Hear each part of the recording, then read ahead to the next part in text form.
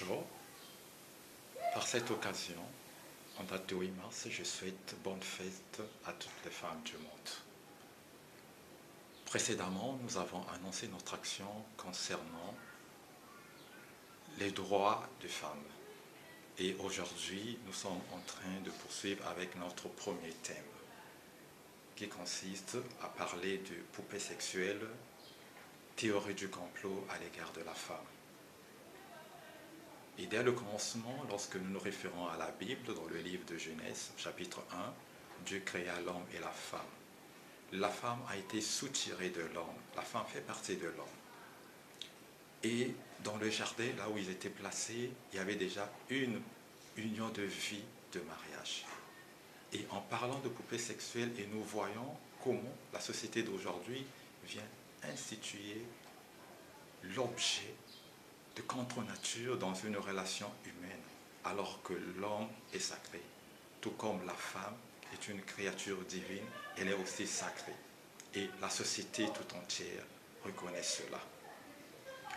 Théorie du complot, oui.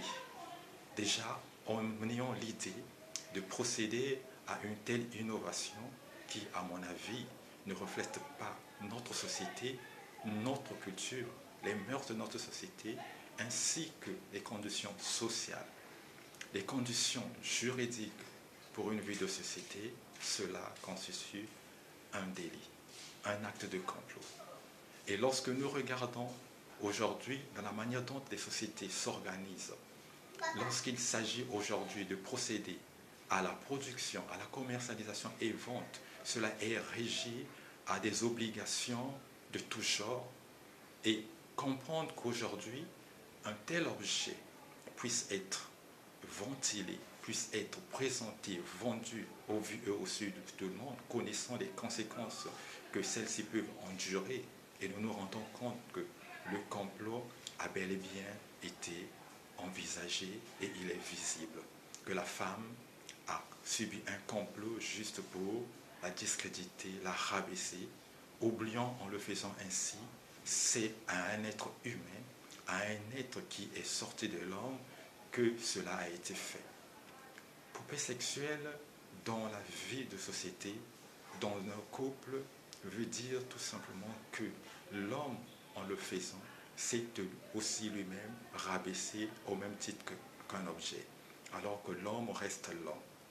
Combien de femmes aujourd'hui, grâce à leur sagesse, grâce à leur détermination, ont pu soulever leur foyer, ont pu redresser, ont pu permettre à leur mari de se déterminer et devenir aussi meilleur qu'il ne l'était hier. Mais pourquoi aujourd'hui arriver à discréditer la femme? La femme a un être valeureux, la femme a des droits, la femme a sa place qu'aucun homme ne peut changer, ni un objet ne peut le substituer. La poupée sexuelle n'a pas sa place et la femme devrait être valorisée et nous devons valoriser la femme.